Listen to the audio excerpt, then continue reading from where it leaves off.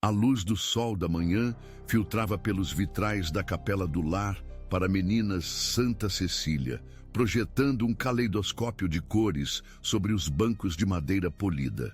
Irmã Margarida Oliveira estava no altar, sua voz solene, mas firme, enquanto concluía a oração memorial anual. Que as almas dos falecidos, pela misericórdia de Deus, descansem em paz, entoou ela, fazendo o sinal da cruz. Amém. A congregação respondeu em uníssono. Irmã Margarida olhou para os rostos reunidos. Muitos idosos, alguns de meia idade e alguns membros mais jovens da comunidade. Todos haviam se reunido neste dia sombrio para lembrar as 12 meninas órfãs que haviam desaparecido sem deixar vestígios exatamente 27 anos atrás. O mistério assombrava a pequena cidade há quase 3 décadas. Assim que o serviço terminou, Irmã Margarida foi para a entrada da capela, cumprimentando cada membro da congregação enquanto saíam. Muitos ofereceram condolências, embora, após 27 anos, as palavras tivessem adquirido uma qualidade ritualística em vez de carregar a emoção crua de um luto recente. Obrigada por vir, Dona Hargrove, disse Irmã Margarida, segurando as mãos enrugadas da idosa nas suas. Sua presença significa muito. Eu sempre venho, irmã, respondeu ela, os olhos brilhando com lágrimas não derramadas. Ainda me lembro de ensinar piano para a pequena Emília, uma alma tão gentil. Irmã Margarida assentiu, sentindo a pontada familiar de tristeza. Emília Santos tinha apenas 11 anos quando desapareceu. Uma vida mal começada, interrompida pela tragédia que a atingiu, a ela e as outras 11 meninas. Uma a uma, os paroquianos partiram, cada um carregando uma memória diferente das crianças desaparecidas. Emília Santos, 11, Lívia Tanaka, 12, Sara Costa, 10, Maria Rodrigues, 13, Catarina Lima, 9, Abigail Pereira, 12, Helena Ribeiro, 10, Graça Almeida, 11, Zoe Cardoso, 13, Olívia Fernandes, 12, Isabela Martins, 10, e a mais nova, Rebeca Oliveira, com apenas 8 anos de idade. Para a irmã Margarida, a ferida era mais profunda. Rebeca, Beca, como ela a chamava, era sua sobrinha biológica, a única filha de sua irmã. Após a morte da irmã em um acidente de carro, irmã Margarida providenciou para que Beca viesse para o Santa Cecília, esperando proporcionar estabilidade, enquanto mantinha uma conexão com sua única parente viva. Em vez disso, o desaparecimento de Beca abalou a fé de irmã Margarida até o âmago. Quando o último membro da congregação partiu, irmã Margarida lentamente voltou pela capela agora vazia. Seus passos ecoavam no silêncio enquanto se dirigia para seu escritório particular nos fundos do prédio. O espaço era modestamente mobiliado com uma escrivaninha simples, uma estante cheia de textos teológicos e uma janela com vista para o que antes fora o parquinho. Finalmente sozinha, irmã Margarida afundou em sua cadeira e enterrou o rosto entre as mãos. A fachada composta que mantinha para seus paroquianos desmoronou, deixando apenas uma mulher consumida pela dor e por perguntas sem resposta. "Por que, Senhor?", sussurrou ela, a voz embargada pela emoção. "Eu vos servi fielmente todos esses anos. Minha sobrinha era uma criança inocente. Por que não me conduzistes a ela? Que lição estou falhando em aprender com esta provação?" Lágrimas escorriam entre seus dedos, enquanto seus ombros tremiam com soluços silenciosos. Raramente se permitia esse momento de fraqueza, mas o aniversário sempre despojava suas defesas cuidadosamente construídas. Após vários minutos, irmã Margarida respirou fundo e enxugou os olhos. Abriu a gaveta inferior de sua escrivaninha e removeu uma pequena caixa de madeira. Dentro, havia várias fotografias, preservadas com carinho, apesar da passagem dos anos. A primeira era de Beca, em seu 8º aniversário, apenas 2 semanas antes de desaparecer. Seu jovem rosto irradiava alegria sob uma coroa de papel. E irmã Margarida sentiu tanto amor quanto uma pontada de culpa ao olhar a imagem. Fora ela quem colocara a sobrinha no Santa Cecília, quem confiara seus cuidados à instituição.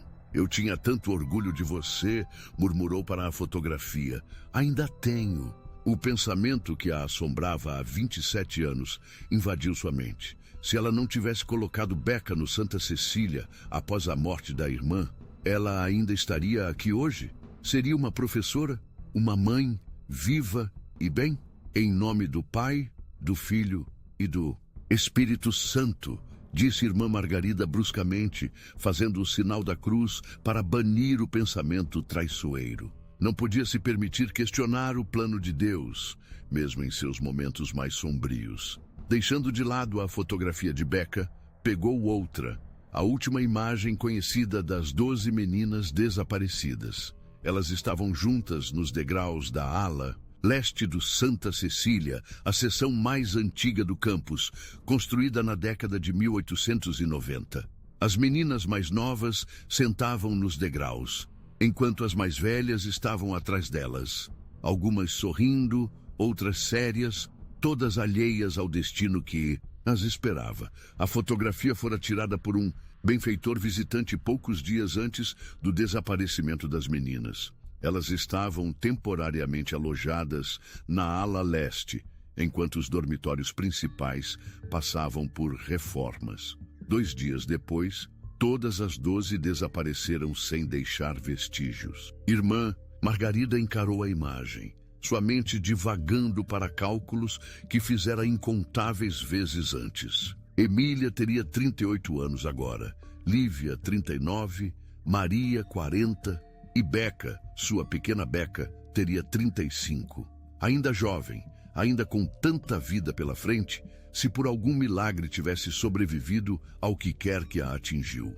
Ela se lembrou dos dias e semanas frenéticos após o desaparecimento delas. A polícia vasculhara os terrenos extensivamente, revistando cada prédio, cada armário, cada porão. Equipes de busca se espalharam pelas fazendas, vilas e bosques vizinhos, mas nenhuma única pista surgiu. Nenhum pedaço de roupa, nenhum objeto pessoal, nenhum sinal de luta. Era como se as 12 meninas simplesmente tivessem desaparecido no ar. A teoria oficial acabou se firmando em um sequestro em grupo, possivelmente por uma rede de tráfico. Talvez um membro da equipe estivesse envolvido, ou a segurança tivesse sido violada por fora. Mas a completa ausência de evidências sempre fez essa explicação parecer vazia para a irmã Margarida e para muitos outros também. Ao longo dos anos, boatos mais sombrios circularam. Sussurros de que as meninas foram vítimas de violência ritualística ou que haviam fugido para escapar de abuso dentro da instituição. Irmã Margarida e a igreja trabalharam incansavelmente para reprimir tal especulação, mas as sementes da dúvida foram plantadas na comunidade, no entanto. Becca nunca teria fugido, sussurrou ela, traçando o rosto da sobrinha na fotografia. Ela nunca teria ido embora sem me dizer. Enquanto continuava a olhar a fotografia, seus olhos se desviaram para a ala leste ao fundo. A ala leste do Santa Cecília era uma estrutura de estilo neogótico construída na década de 1890 para abrigar a primeira geração de meninas órfãs na instituição. Suas paredes de pedra e modesta torre sineira eram visíveis atrás das crianças, cercadas pelos pinheiros imponentes que marcavam a divisa da propriedade. Algo tocou o coração de irmã Margarida enquanto estudava o prédio. Ela não visitava a propriedade da ala leste há mais de 20 anos, achando as memórias dolorosas demais para suportar. A ala fora vendida e demolida pouco depois dos desaparecimentos, considerada insegura devido a problemas estruturais e um doloroso lembrete da tragédia. Mas agora, neste aniversário, sentiu um estranho impulso de vê-la novamente, de caminhar onde Becca caminhou, de orar onde ela orou. Talvez fosse mera sentimentalismo, um desejo de se sentir perto da sobrinha neste dia difícil. Ou talvez uma pequena Voz sussurrou no fundo de sua mente. Ainda houvesse algo a ser descoberto ali, alguma pista ignorada na investigação inicial. O último pensamento era quase certamente tolo. O que poderia restar para ser encontrado depois de 27 anos? No entanto, a atração era inegável.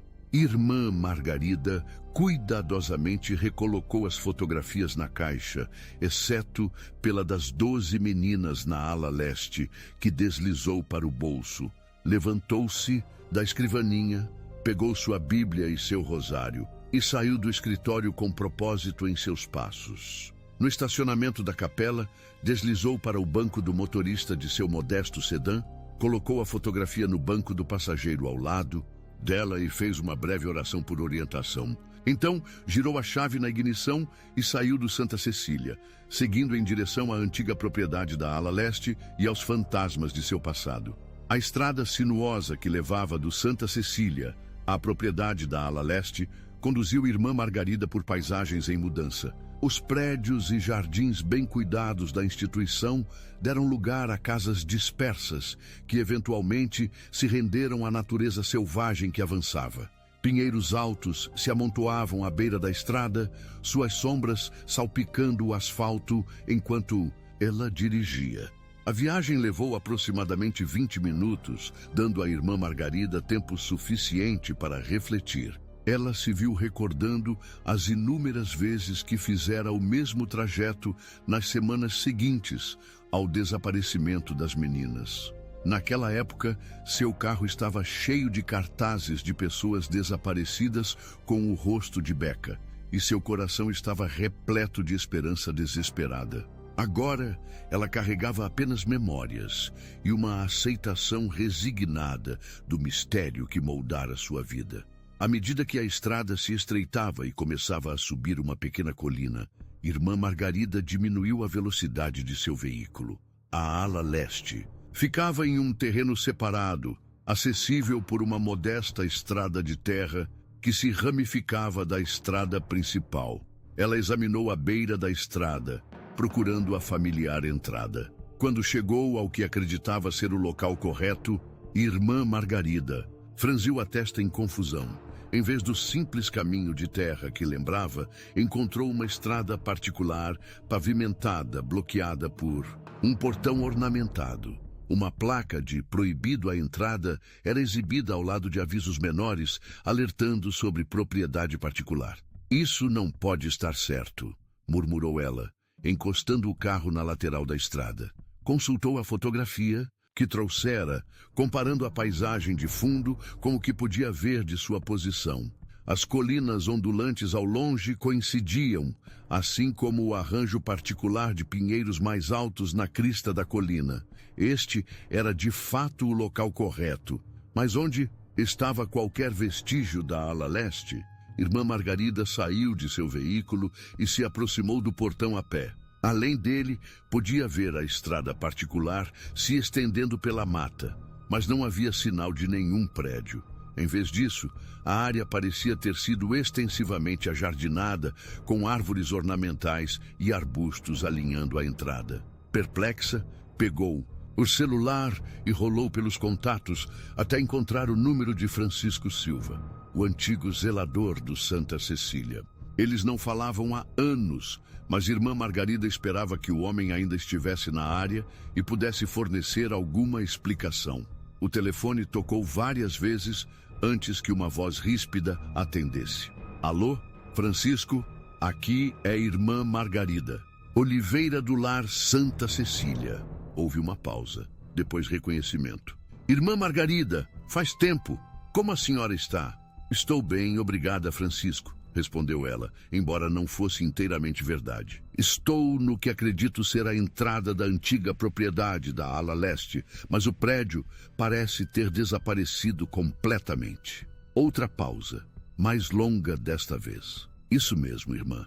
A diocese vendeu a propriedade anos atrás, em 1997. Foi comprada por um homem chamado Vitor Albuquerque. Ele demoliu o que restava da ala leste." Irmã Margarida sentiu um calafrio apesar do calor do dia. Nunca ouvi falar que a propriedade tinha sido vendida, muito menos demolida. Bem, depois do que aconteceu com as meninas, o lugar ficou vazio por meses. Aí teve aquele incidente com o telhado que desabou e quase machucou o pobre Tomás Azevedo. O bispo decidiu que não valia a pena a manutenção, especialmente com todas as associações desagradáveis. Irmã Margarida se viu encarando a placa de proibido a entrada com crescente inquietação. Este Vitor Albuquerque, ele ainda é dono da propriedade? Ah, sim, confirmou Francisco. Ele tem um sítio e tanto lá dentro agora. A casa principal dele fica um pouco longe, perto onde a mata fica mais fechada. O local da ala leste é apenas parte da propriedade dele. Entendo, disse irmã Margarida lentamente. Eu esperava visitar o antigo prédio hoje por motivos pessoais. É o aniversário, sabe? A voz de Francisco se suavizou com compreensão. Claro, faz 27 anos hoje, não faz? Sinto muito que a senhora tenha vindo até aqui para nada, irmã. O senhor sabe se o senhor Albuquerque geralmente é receptivo a visitas? Talvez se eu explicar a situação. Para ser sincero, ele não é conhecido pela hospitalidade, respondeu Francisco cautelosamente, um tanto recluso pelo que ouço. Não se mistura muito com os moradores. Irmã Margarida suspirou, a decepção pesando sobre seus ombros. Bem, obrigada pela informação, Francisco. Agradeço. Ouça, irmã, disse Francisco, seu tom um pouco mais animado. Ainda moro perto, não mais de 15 minutos de onde a senhora está agora. Guardei alguns itens da ala leste quando estava sendo demolida, uma velha estátua de Santa Cecília, algumas fotografias, coisas assim. A senhora é bem-vinda para vir vê-los, se quiser. É muita gentileza de sua parte, respondeu irmã Margarida. Talvez eu vá, mas primeiro acho que gostaria de tentar falar com o senhor Albuquerque. O senhor sabe como posso chegar à casa principal dele? Francisco hesitou. Bem, tem a estrada particular que a senhora está vendo, mas aquele portão está sempre trancado. Há uma estrada pública que dá a volta, no entanto, ela a levará perto o suficiente da propriedade. Após receber as direções de Francisco, irmã Margarida agradeceu e encerrou a ligação. Voltou para o carro, em conflito sobre seu próximo passo. Parte dela sentia que deveria respeitar a privacidade de Vitor Albuquerque e ir direto para a casa de Francisco. Mas um impulso mais forte a impeliu em direção à estrada pública que a levaria à propriedade de Albuquerque. 20 minutos depois, irmã Margarida se viu dirigindo por uma pista estreita que contornava a divisa do que devia ser a propriedade de Albuquerque. Através de vãos nas árvores, ela vislumbrou jardins bem cuidados e, eventualmente, uma estrutura substancial que lembrava mais um chalé de montanha do que uma casa convencional. O prédio era impressionante. 3 andares de pedra natural e madeira com janelas amplas e vários terraços com vista para a floresta. Falava de riqueza que parecia em desacordo com o modesto entorno rural. Irmã Margarida encontrou uma pequena área de estacionamento perto do que parecia ser uma entrada, de serviço para a propriedade. Estacionou o carro, ajeitou seu hábito e se aproximou da imponente residência com uma mistura de determinação e apreensão. Ao se aproximar da entrada principal, um caminho de pedra a conduziu por jardins cuidadosamente cuidados e um pequeno lago decorativo. O esmero do lugar era inegável, mas irmã Margarida não pôde evitar sentir uma sensação de inquietação. Subiu os degraus até a porta da frente e bateu firmemente no pesado painel de carvalho. A porta se abriu quase imediatamente, revelando um homem alto e atlético, na casa dos 60 e poucos anos, vestido com trajes caros de exercício. Seu cabelo grisalho estava bem cortado e, em uma das mãos, ele segurava uma coleira de cachorro de couro. A expressão do homem mudou de expectativa neutra para um desagrado inequívoco ao perceber o hábito religioso de irmã Margarida. Sim? Perguntou ele, sem se dar ao trabalho de disfarçar a impaciência em seu tom. Boa tarde, disse irmã Margarida com um sorriso caloroso.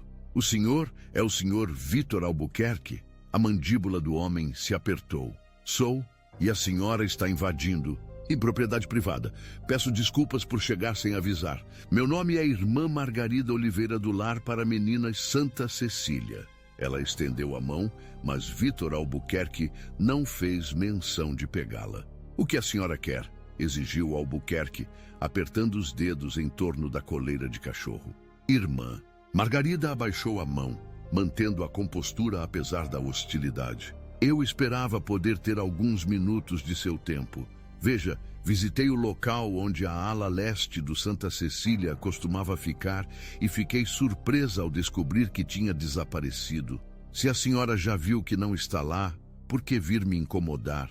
A voz de Albuquerque ganhou um tom que era quase um rosnado. Falei com Francisco Silva, o ex-zelador. Ele mencionou que o senhor havia comprado a propriedade. Eu simplesmente queria... Querer o quê? Me culpar por comprar um terreno que estava à venda? Albuquerque deu um passo à frente agressivamente, fazendo com que Irmã Margarida desse um passo involuntário para trás. A senhora é uma daquelas que acha que aquele chão é de alguma forma sagrado? A diocese não achou quando o vendeu. Não, disse Irmã Margarida rapidamente, levantando as mãos em um gesto apaziguador. Não o culpo de forma alguma. Eu estava apenas curiosa sobre as circunstâncias. A ala leste tinha um significado pessoal para mim, e eu não sabia que havia sido demolida. Albuquerque pareceu momentaneamente aplacado, embora sua expressão permanecesse fria. Bem, agora a senhora sabe. Sumiu, e que bom que se foi. Durmo melhor sabendo que aquela monstruosidade arquitetônica não está mais projetando sombras sobre a minha propriedade. Irmã Margarida não pôde deixar de responder. A isso, a ala leste foi construída para abrigar crianças órfãs, senhor Albuquerque. Por muitas gerações, ela ofereceu um lar para aqueles que não tinham nenhum. Ah, me poupe, zombou Albuquerque. Conheço a história deste lugar melhor do que a senhora pode imaginar. Aqueles lares para crianças nem sempre foram os santuários de misericórdia que a igreja finge ser. A conversa claramente não estava progredindo numa direção positiva. Irmã Margarida decidiu tentar uma abordagem diferente. Entendo que o senhor valoriza sua privacidade, senhor Albuquerque, e eu invadi seu tempo. Peço desculpas por isso. Talvez pudéssemos falar outro dia, quando for mais conveniente para o senhor. Não haverá outro dia, disse Albuquerque categoricamente. Não tenho interesse em discutir um prédio que não existe há décadas com uma freira que nunca vi antes. Agora, sugiro que a senhora vá embora antes que eu chame o xerife e a denuncie por invasão. Irmã Margarida assentiu, reconhecendo a futilidade de continuar. Muito bem, obrigada pelo seu tempo, senhor Albuquerque. A paz esteja consigo. A única resposta de Albuquerque foi fechar a porta firmemente na cara dela. Com um suspiro pesado, Irmã Margarida se virou e voltou pelo caminho de pedra em direção ao carro. O encontro a deixou tanto desapontada quanto inquieta. Havia algo na maneira de Albuquerque, além da mera grosseria, que sugeria uma antipatia mais profunda pela igreja e seus representantes. Ao chegar ao veículo, Irmã Margarida olhou para trás, para a imponente casa. Seria apenas sua imaginação, ou Albuquerque a estava observando de uma das janelas superiores. A sensação de ser observada arrepiou a nuca dela. Deslizou para o banco do motorista e ligou o motor, dividida entre voltar para a cidade e parar na casa de Francisco Silva, como o homem a convidara a fazer.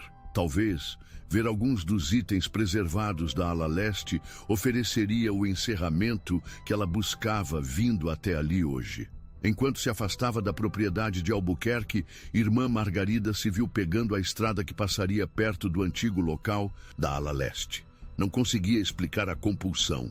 Afinal, ela agora sabia que não havia nada para ver, mas algo a atraía de volta naquela direção. O carro contornou uma curva, colocando-a à vista da localização aproximada, onde a ala leste outrora estivera. Através de um vão nas árvores, ela pôde distinguir uma área limpa onde o prédio estivera, agora ajardinada com arbustos ornamentais. De De repente, o rádio do carro ganhou vida com um chiado, emitindo um som estranho e assombroso. Irmã Margarida estremeceu, suas mãos apertando o volante. O som era inconfundível, um coro infantil, cantando um hino que ela havia ensinado às meninas no Santa Cecília. Mas o rádio estava desligado. Ela se lembrava distintamente de tê-lo desligado ao sair da cidade.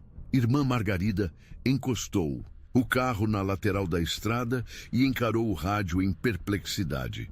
O canto continuou por vários segundos. Então, desapareceu tão abruptamente quanto havia começado.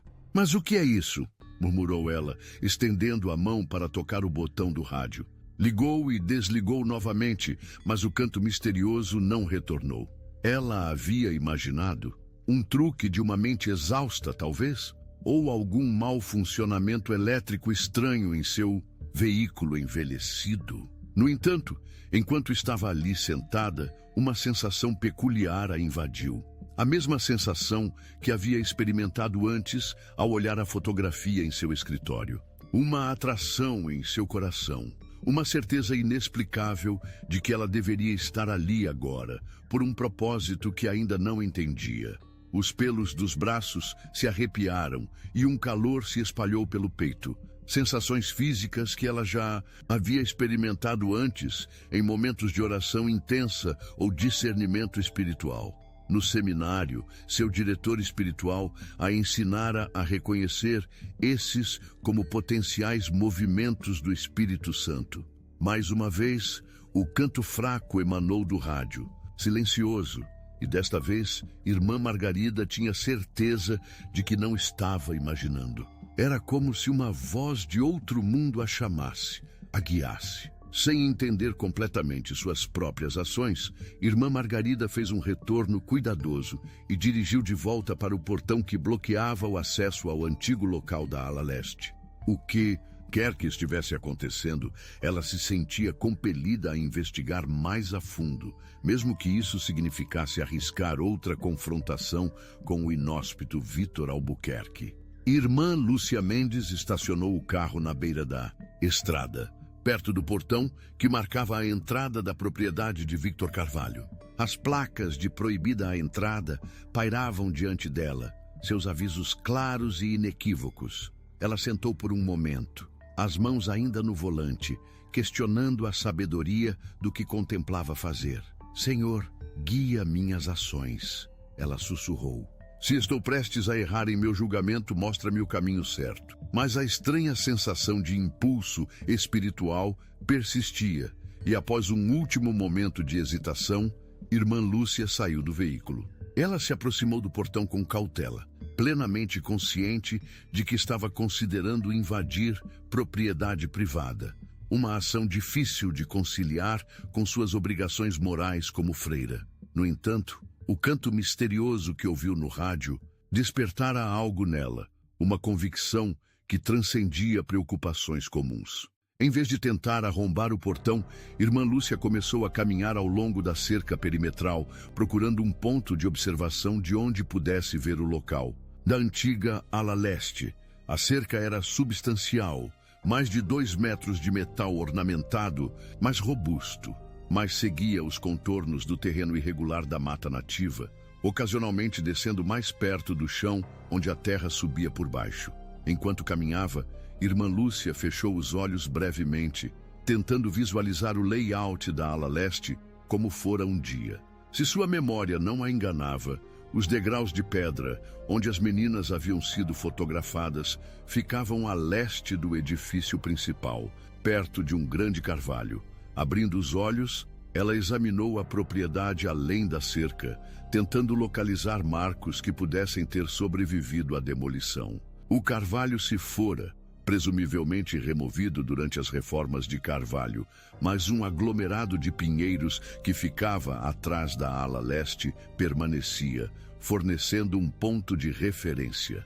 Irmã Lúcia continuou ao longo da linha da cerca, movendo-se em direção à área onde ela acreditava que o edifício havia se erguido.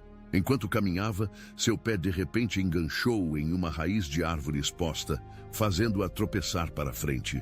Ela estendeu as mãos para se segurar, agarrando a cerca de metal, mas o ímpeto de sua queda fez com que seu peso pressionasse uma seção onde os postes da cerca estavam fincados em terreno irregular. Houve um som de estalo seco quando a junta, enfraquecida da cerca, cedeu, criando uma fenda grande o suficiente para uma pessoa passar. Irmã Lúcia se viu parcialmente caída na propriedade de Carvalho, a seção quebrada da cerca sob ela.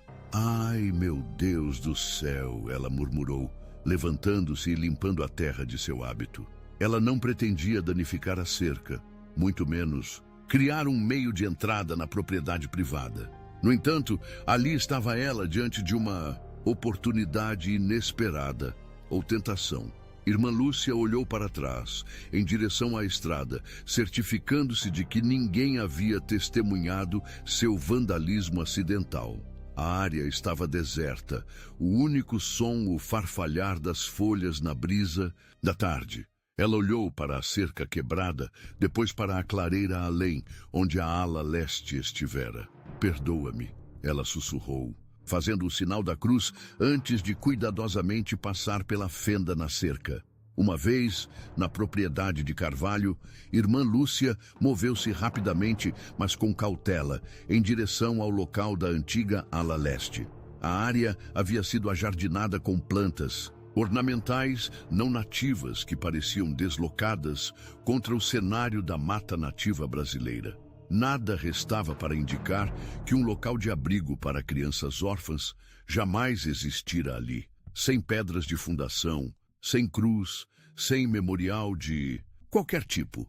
A ausência pareceu particularmente triste para a irmã Lúcia. Era como se Victor Carvalho tivesse deliberadamente apagado todos os vestígios da existência da ala leste, removendo não apenas o edifício, mas sua própria memória da terra. Enquanto ela estava ali contemplando isso, um lampejo de luz refletida chamou sua atenção, algo perto do chão, parcialmente escondido por arbustos decorativos. Curiosa, Irmã Lúcia se aproximou e afastou os galhos para revelar uma placa de metal incrustada na terra, como uma tampa de acesso de manutenção, mas mais antiga e ornamentada do que ela esperaria nesta propriedade bem cuidada.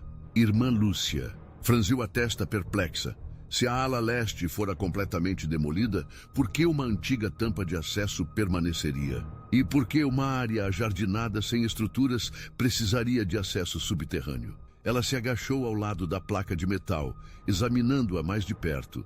O design era vintage, possivelmente datando do final do século XIX, quando a ala leste foi construída, com arabescos ornamentados nas bordas. Parecia incongruente com a estética minimalista moderna da propriedade de Carvalho. Enquanto se inclinava, um som flutuou através de pequenas perfurações na placa, tão fraco que, a princípio, Irmã Lúcia pensou ter imaginado. Mas então veio novamente. Um zumbido suave e melódico, seguido pelo que soou distintamente como uma tosse humana. O sangue de Irmã Lúcia gelou. O zumbido lembrava o coro infantil que ela ouvira no rádio do carro, mas isso não era um problema elétrico ou uma figmentação de sua imaginação. Alguém estava sob o solo, sob o que fora um dia a ala leste de Santa Cecília. "Olá, ela", chamou suavemente através das perfurações, mas o zumbido continuou ininterrupto, sugerindo que a pessoa não conseguia ouvi-la de sua localização subterrânea. Irmã Lúcia se endireitou, sua mente acelerada. As implicações eram perturbadoras. Por que haveria um espaço subterrâneo sob o local da antiga ala leste? E mais importante, quem estava lá embaixo? Ela olhou em volta, meio esperando ver Victor Carvalho se aproximando com fúria nos olhos, mas a propriedade permaneceu quieta e aparentemente sem vigilância, pelo menos nesta seção. A casa principal estava escondida da vista por um grupo de árvores, e nenhuma câmera de segurança era visível nas imediações. Tirando o celular do bolso, Irmã Lúcia discou 190, a mão tremendo levemente enquanto levava o aparelho ao ouvido. 190. Qual a sua emergência? A voz de uma atendente respondeu. Meu nome é Irmã Lúcia Mendes, ela disse, mantendo a voz baixa apesar da aparente solidão. Estou na propriedade de Victor Carvalho, perto do antigo local da ala leste de Santa Cecília, em uma rodovia estadual. Ela hesitou, de repente ciente de quão estranho seu relato soaria. Acredito que alguém possa estar preso no subsolo. Posso ouvir canto e tosse vindo debaixo de uma placa de acesso de metal. Houve um breve silêncio do outro lado. Irmã, a senhora está dizendo que suspeita que alguém esteja sendo mantido contra a vontade? Não sei, Irmã Lúcia admitiu. Mas parece haver um espaço subterrâneo de algum tipo e definitivamente há alguém lá embaixo. Dada a localização remota e o fato de que esta propriedade é privada, estou preocupada. A senhora está na propriedade legalmente, irmã?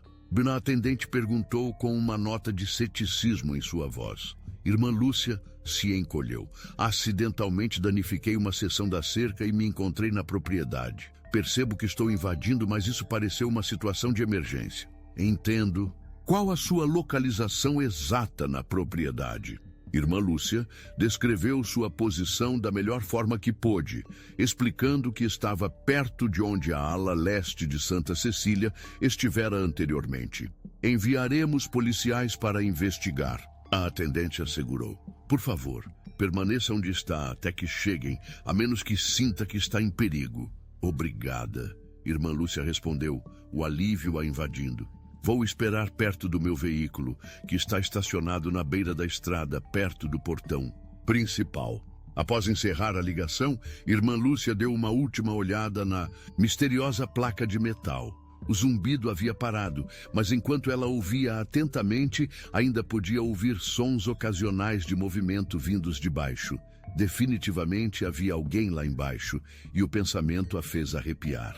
Ela voltou para a seção quebrada da cerca, passando cuidadosamente pela fenda e retornando para a estrada pública. Enquanto caminhava em direção ao carro estacionado, discou o número de Francisco Azevedo, sentindo uma necessidade urgente de obter mais informações, antes que a polícia chegasse. Francisco, é a irmã Lúcia de novo. Preciso te perguntar algo importante. Quando a ala leste ainda estava de pé, havia algum tipo de porão ou cômodo subterrâneo debaixo dela? Francisco pareceu surpreso com a pergunta. Não, irmã. A ala leste foi construída sobre uma fundação elevada com um pequeno espaço de rastejamento para acesso de encanamento, mas sem porão adequado, sem cômodos grandes. Nada disso. Por que a senhora pergunta? Irmã Lúcia explicou o que havia descoberto, a placa de acesso de metal e os sons vindos debaixo do solo. Isso é impossível, Francisco disse firmemente. Nunca houve nenhuma estrutura subterrânea substancial na ala leste. Eu mantive aquela propriedade por mais de 30 anos. Eu saberia. Então, a única explicação é que alguém a construiu depois que a ala leste foi demolida, Irmã Lúcia concluiu, quando Victor Carvalho assumiu a propriedade. Isso é perturbador, Francisco admitiu. O que a senhora vai fazer? Já liguei para a polícia. Estão enviando policiais para investigar. Eu vou também, Francisco decidiu. Conheço aquela propriedade melhor do que ninguém. Posso estar aí em 10 minutos. Irmã Lúcia agradeceu e encerrou a ligação.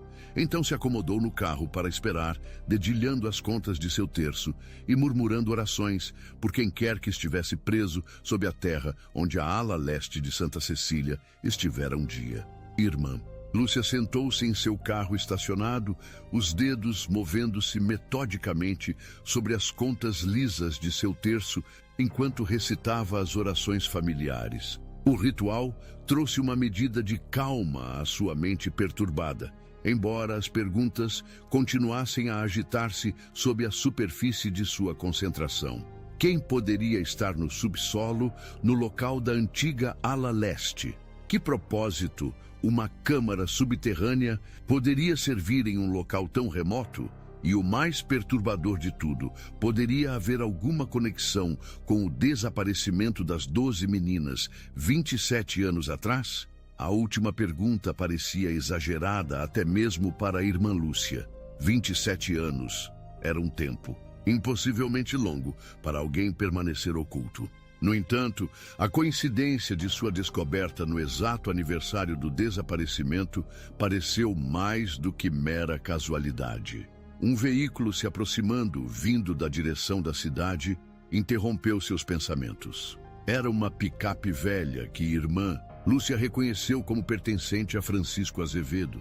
O ex-zelador parou atrás de seu sedã e saiu da cabine, seu rosto marcado pelo tempo com uma expressão de preocupação. Irmã Lúcia, Francisco chamou enquanto se aproximava. Algum sinal da polícia ainda?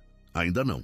Irmã Lúcia respondeu saindo para cumprimentá-lo. Obrigada por vir tão rápido. Francisco assentiu, seus olhos percorrendo a estrada e a entrada fechada da propriedade de Carvalho. Estive pensando no que a senhora me disse. Não faz sentido.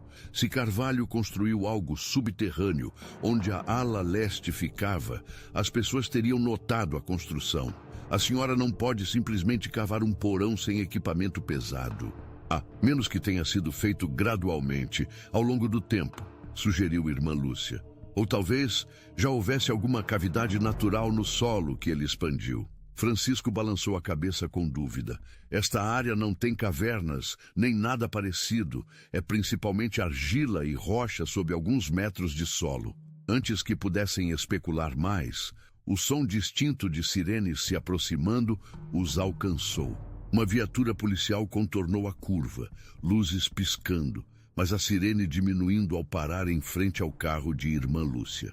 2 policiais saíram, um mais velho, com cabelos grisalhos nas têmporas, a outra mais jovem e magra, com uma agilidade em seus movimentos que sugeria treinamento militar. Seus distintivos os identificavam como policiais da Delegacia de Polícia de Valença. Irmã Mendes, o policial mais velho perguntou, aproximando-se com uma atitude profissional, mas não hostil. Sim, senhor. Obrigada por virem. Irmã Lúcia gesticulou para seu companheiro. Este é Francisco Azevedo, o ex-zelador da ala leste de Santa Cecília que ficava nesta propriedade. O policial mais velho assentiu em reconhecimento. Sou o delegado Costa, e esta é a delegada Silveira. A central disse que a senhora relatou ter ouvido sons vindo de um local subterrâneo em propriedade privada. A senhora pode nos explicar exatamente o que descobriu. Irmã Lúcia explicou as circunstâncias que a trouxeram à área, sua invasão acidental da cerca e a descoberta da placa de metal, com sons emanando de baixo. Ela teve o cuidado de enfatizar seu arrependimento pela invasão, o que o delegado Costa reconheceu com um pequeno aceno de mão.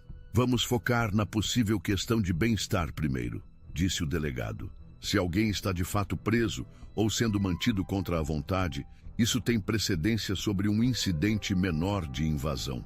Francisco interveio. Eu mantive a ala leste por mais de 30 anos antes de ser vendida. Nunca houve nenhuma estrutura subterrânea associada ao edifício. O que quer que esteja lá agora foi construído depois que Victor Carvalho assumiu a propriedade. A policial mais jovem, delegada Silveira, que estivera anotando silenciosamente, levantou os olhos. O senhor Carvalho é um proprietário de terras proeminente por aqui. Estas são implicações sérias. Entendo isso, disse irmã Lúcia solenemente. Não estou acusando o senhor Carvalho de nada. Estou simplesmente relatando o que ouvi e expressando preocupação por quem quer que esteja lá embaixo. O delegado Costa assentiu pensativamente. Justo. Vamos dar uma olhada nesta placa de acesso que a senhora descobriu. Senhor Azevedo, já que o senhor está familiarizado com a propriedade, se importa em nos acompanhar? De jeito nenhum, Francisco concordou. Os 4 caminharam em direção à seção danificada da cerca. Irmã Lúcia apontou a fenda que inadvertidamente criara, e eles, cuidadosamente, passaram para a propriedade de Carvalho. Irmã Lúcia os levou até os arbustos ornamentais, que parcialmente escondiam a placa de metal. Aqui está, ela disse, afastando os galhos para revelar o metal enferrujado. O delegado Costa se agachou ao lado dela, examinando a placa com um olhar experiente. Esta é uma arte antiga, Não combina em nada com o paisagismo moderno. A delegada Silveira se juntou a ele, apontando uma lanterna através das perfurações. Não consigo ver muito, apenas escuridão lá embaixo. Escutem, irmã Lúcia pediu. Fiquem quietos por um momento. Os 4 ficaram em silêncio, esforçando-se para ouvir qualquer som vindo de baixo. Por quase 1 minuto, não houve nada além do ruído ambiente da mata. Pássaros cantando, folhas farfalhando. Irmã Lúcia começou a se preocupar que quem quer que estivesse lá embaixo tivesse se afastado da placa ou ficado em silêncio ao ouvir vozes acima. Então, fraca, mas distintamente, a voz de uma mulher começou a cantarolar. A melodia era assustadora, arcaica, um fragmento de uma melodia de hino que irmã Lúcia havia ensinado às meninas em Santa Cecília. Apesar de sua qualidade quebrada e trêmula, a melodia era inconfundível. O rosto de Francisco empalideceu. É o hino que o coro costumava cantar nos cultos de domingo. O zumbido continuou por mais alguns segundos. Então desapareceu, substituído pelo som de respiração difícil e uma tosse seca e áspera. Os policiais trocaram olhares significativos. A delegada Silveira se endireitou, sua expressão agora grave. Definitivamente há alguém lá embaixo, e pelo som daquela tosse, podem precisar de atenção médica. Precisamos falar com o Sr. Carvalho imediatamente, decidiu o delegado Costa. Isso agora é, no mínimo, uma verificação de segurança. Não entendo, disse Francisco, balançando a cabeça em perplexidade. Esta placa de acesso não estava aqui quando a ala leste estava de pé, e nunca houve porão ou cômodo subterrâneo. Como alguém poderia estar lá embaixo? É isso que pretendemos descobrir, respondeu o delegado Costa, seu tom sugerindo que ele havia mudado completamente para o modo investigativo. Vamos para a residência de Carvalho. Os 4 voltaram para a estrada e seus respectivos veículos. Seguindo a viatura policial, irmã Lúcia e Francisco dirigiram a curta distância até a casa principal de Victor Carvalho. A estrutura imponente parecia mais proibitiva do que nunca à medida que se aproximavam. Suas muitas janelas como olhos vigilantes observando sua chegada.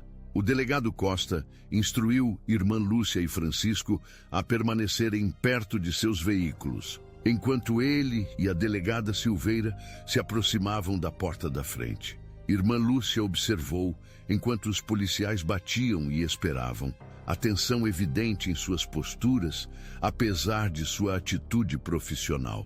Vários momentos se passaram antes que a porta se abrisse, mas não foi Victor Carvalho quem emergiu. Em vez disso, o grupo o viu se aproximando da parte de trás da propriedade, ainda vestido com suas roupas de ginástica e conduzindo um grande pastor alemão na coleira. Sua expressão mudou rapidamente de um questionamento educado para uma fúria mal contida quando ele avistou irmã Lúcia e Francisco parados perto da viatura dos policiais. O que significa isso? De Carvalho exigiu ao chegar aos degraus da frente. Por que esses invasores estão na minha propriedade de novo? O delegado Costa se apresentou e a sua parceira, explicando o propósito de sua visita em tons medidos. Recebemos um relato de sons vindo do que parece ser uma estrutura subterrânea, no antigo local da ala leste. Gostaríamos de fazer algumas perguntas sobre isso, senhor. O rosto de Carvalho ficou vermelho de raiva. Isso é ultrajante. Primeiro, esta freira aparece sem ser convidada, invade minha cerca e minha terra, e agora está fazendo acusações descabidas e desperdiçando recursos da polícia. Ninguém está fazendo acusações, senhor Carvalho, disse a delegada Silveira calmamente. Estamos simplesmente dando seguimento a uma preocupação de segurança. Alguém parece estar em um espaço subterrâneo em sua propriedade e parece que podem precisar de atenção médica. Isso é um absurdo, Carvalho retrucou. Não há ninguém na minha propriedade além de mim e meus cachorros. Eu saberia se alguém estivesse morando em um bunker secreto subterrâneo. A senhora percebe o quão ridículo isso soa. No entanto, senhor, somos obrigados a investigar, disse o delegado Costa firmemente. Gostaríamos de Permissão para verificar sua casa e terreno, incluindo quaisquer áreas de porão. Absolutamente não. A mão de Carvalho apertou a coleira do cachorro, fazendo o animal se agitar inquieto. Esta é propriedade privada. A senhora não tem o direito de revistar sem um mandado. Senhor Carvalho, a delegada Silveira começou. Seu tom razoável, mas insistente. Se houver alguém em perigo em sua propriedade, mesmo um invasor de quem o senhor não sabe, o senhor não gostaria de saber? Isso pode ser um sem-teto que encontrou um caminho para alguma estrutura antiga que o senhor nem sabe que existe. Os olhos de Carvalho se estreitaram com suspeita. Não há estruturas antigas que eu não conheça. Sou dono desta terra há mais de 25 anos. Conheço cada centímetro dela. Então, e a placa de acesso de metal perto do antigo local da ala leste? E perguntou o delegado Costa. Aquela que parece dar acesso a um espaço subterrâneo? Por uma fração de segundo, algo brilhou na expressão de Carvalho. Uma falha momentânea que irmã Lúcia percebeu antes que o rosto do homem endurecesse. Mais uma vez, em recusa obstinada. Instalei um sistema de drenagem quando fiz o paisagismo daquela área, disse Carvalho desdenhoso. O que a senhora está chamando de placa de acesso é provavelmente apenas uma tampa decorativa para um ralo. Não há nada sinistro nisso. Um sistema de drenagem não canta hinos nem tosse, senhor Carvalho, observou o delegado Costa secamente. Carvalho virou seu olhar furioso para a irmã Lúcia. Essa mulher claramente orquestrou toda essa situação. Ela provavelmente trouxe algum aparelho que toca sons gravados e o plantou perto do ralo. Ela está me assediando porque se ressente de eu ter comprado propriedade da igreja. Eu nunca faria tal coisa, irmã Lúcia protestou, fazendo o sinal da cruz. Como Deus é minha testemunha, ouvi a voz de uma mulher vindo debaixo daquela placa. Todos nós ouvimos agora mesmo. Carvalho zombou. Uma freira invocando Deus enquanto invade e mente. Que típico. Já chega, senhor Carvalho, disse o delegado Costa rispidamente. Estamos pedindo sua cooperação voluntária. Se o senhor se recusar, não teremos escolha a não ser buscar outras vias legais. Então busquem, Carvalho respondeu friamente. Enquanto isso, quero essas pessoas fora da minha propriedade imediatamente. Se não forem embora em 2 minutos, registrarei queixa de invasão contra todos vocês. Reconhecendo o impasse, o delegado Costa assentiu para a irmã Lúcia e Francisco, indicando que deveriam retornar aos seus veículos. Os policiais seguiram, caminhando de volta para a viatura com passos medidos que sugeriam que essa retirada era estratégica, não final. Ao chegarem ao carro da polícia, o delegado Costa falou baixinho para a irmã Lúcia. Não se preocupe, irmã, isso não acabou. Vou entrar em contato com a central e solicitar informações sobre a escritura da propriedade, histórico de propriedade e quaisquer queixas ou incidentes anteriores neste local. Também quero revisar o arquivo sobre aquelas meninas desaparecidas de 1996. Tem algo estranho aqui. Irmã Lúcia assentiu agradecida. Obrigada, delegado. Sei o quão estranho isso deve parecer, mas realmente acredito que alguém precisa de ajuda lá embaixo. Acredito na senhora. Todos ouvimos alguma coisa, respondeu o delegado. Se é exatamente o que a senhora pensa, determinaremos isso com a investigação adequada. Voltem para a casa do Francisco por enquanto. Entraremos em contato.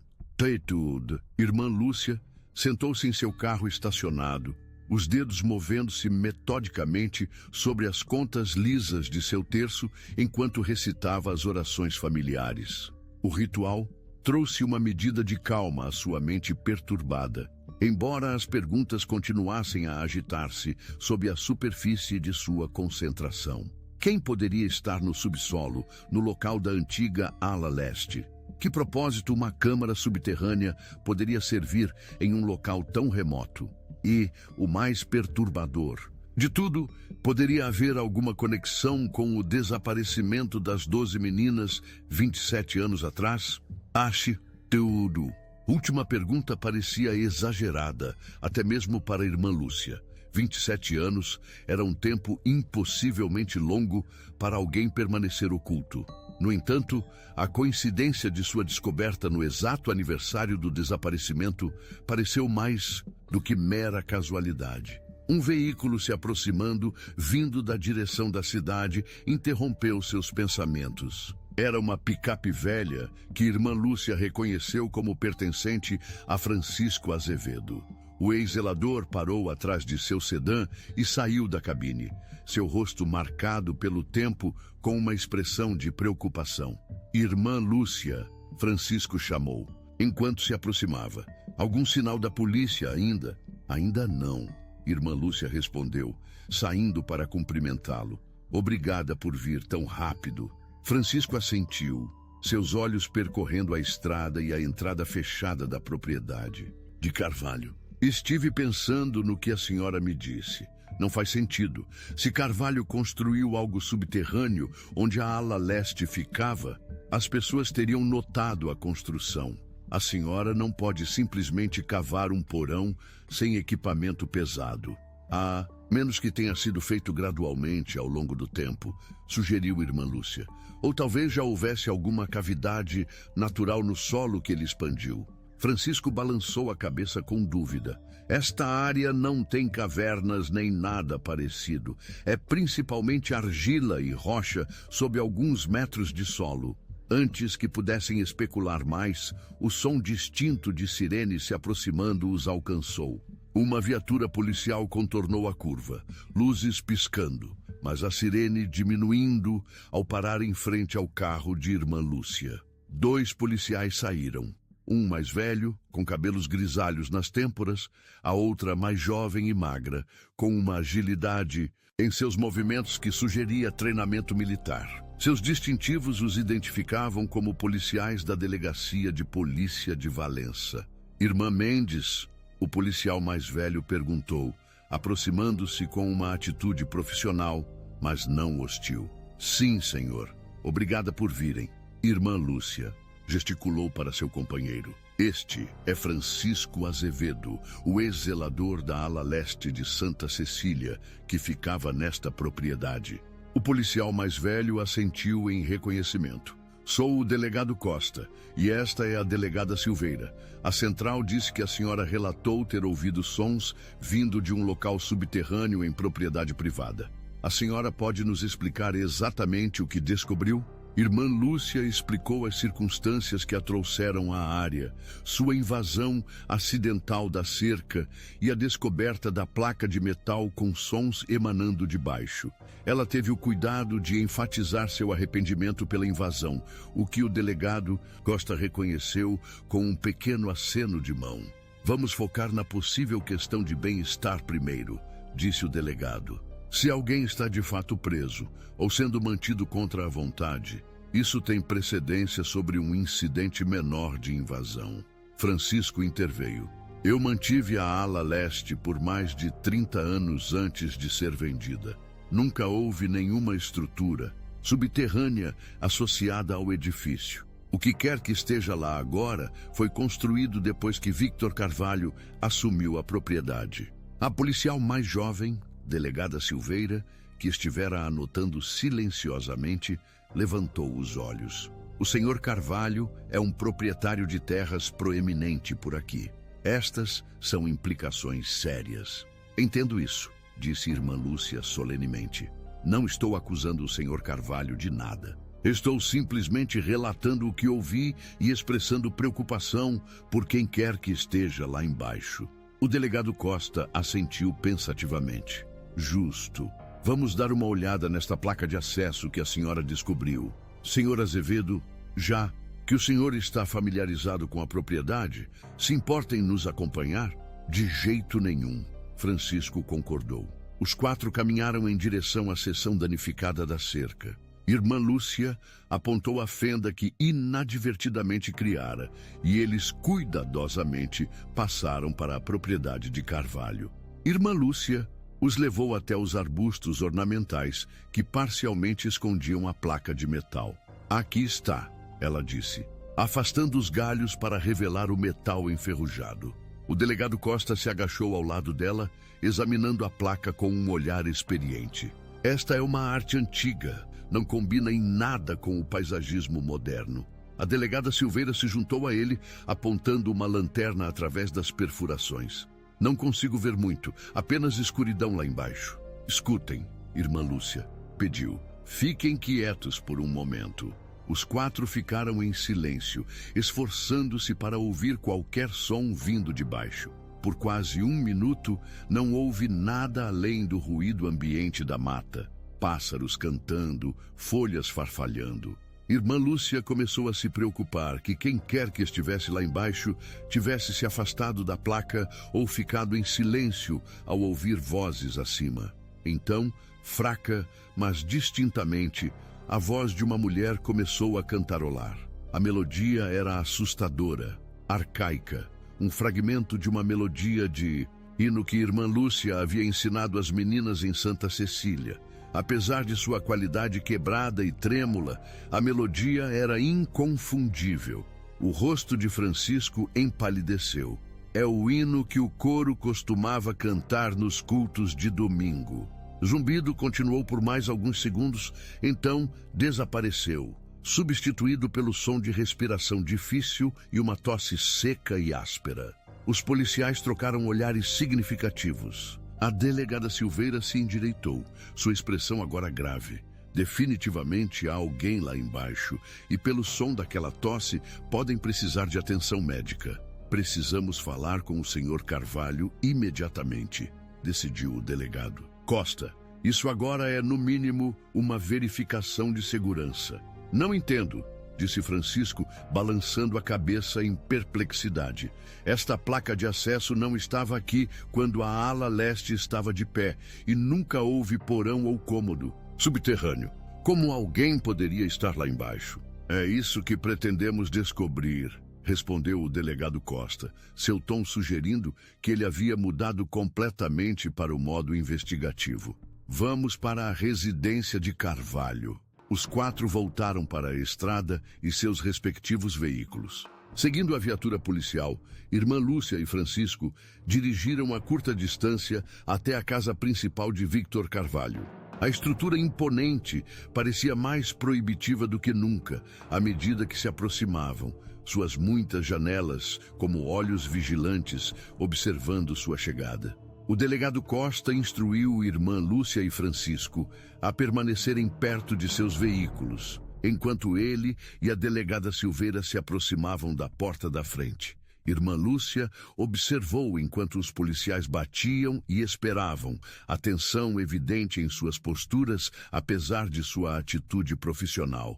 Vários momentos se passaram antes que a porta se abrisse, mas não foi Victor Carvalho quem emergiu. Em vez disso, o grupo o viu se aproximando da parte de trás da propriedade, ainda vestido com suas roupas de ginástica e conduzindo um grande pastor alemão na coleira. Sua expressão mudou rapidamente de um questionamento educado para uma fúria mal contida quando ele avistou irmã Lúcia e Francisco parados perto da viatura dos policiais. O que significa isso?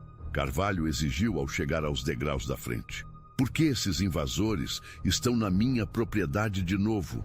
O delegado Costa se apresentou e a sua parceira, explicando o propósito de sua visita em tons medidos.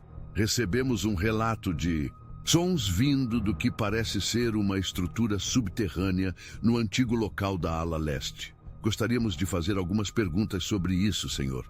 O rosto de Carvalho ficou vermelho de raiva. Isso é ultrajante. Primeiro esta freira aparece, sem ser convidada, invade minha cerca e minha terra, e agora está fazendo acusações descabidas e desperdiçando recursos da polícia.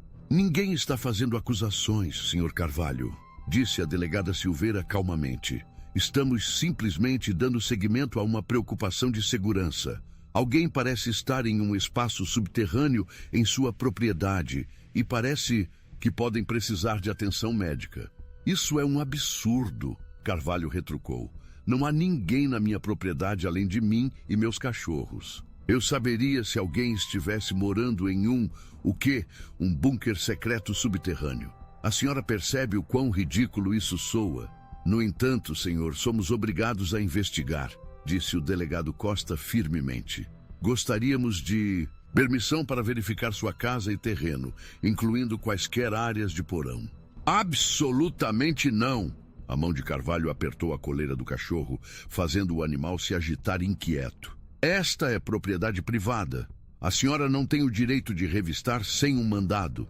Senhor Carvalho, a delegada Silveira começou. Seu tom razoável, mas insistente. Se houver alguém em perigo em sua propriedade, mesmo um invasor de quem o senhor não sabe, o senhor não gostaria de saber? Isso pode ser um sem-teto que encontrou um caminho para alguma estrutura antiga que o senhor nem sabe que existe. Os olhos de Carvalho se estreitaram com suspeita. Não há estruturas antigas que eu não conheça. Sou dono desta terra há mais de 25 anos. Conheço cada centímetro dela. Então, e a placa de acesso de metal perto do antigo local da ala leste? Eu perguntou o delegado Costa. Aquela que parece dar acesso a um espaço subterrâneo? Por uma fração de segundo, algo brilhou na expressão de Carvalho. Uma falha momentânea que irmã Lúcia percebeu antes que o rosto do homem endurecesse, mais uma vez em recusa obstinada. Instalei um sistema de drenagem quando fiz o paisagismo daquela área, disse Carvalho desdenhoso. O que a senhora está chamando de placa de acesso é provavelmente apenas uma tampa decorativa para um ralo. Não há nada sinistro nisso. Um sistema de drenagem não canta hinos nem tosse, senhor Carvalho, observou o delegado Costa secamente. Carvalho virou seu olhar furioso para a irmã Lúcia. Essa mulher claramente orquestrou toda essa situação. Ela provavelmente trouxe algum aparelho que toca sons gravados e o plantou perto do ralo. Ela está me assediando porque se ressente de eu ter comprado propriedade da igreja. Eu nunca faria tal coisa, irmã Lúcia protestou, fazendo o sinal da cruz. Como Deus é minha testemunha, ouvi a voz de uma mulher vindo debaixo daquela placa. Todos nós ouvimos agora mesmo. Já chega, senhor Carvalho, disse o delegado Costa rispidamente.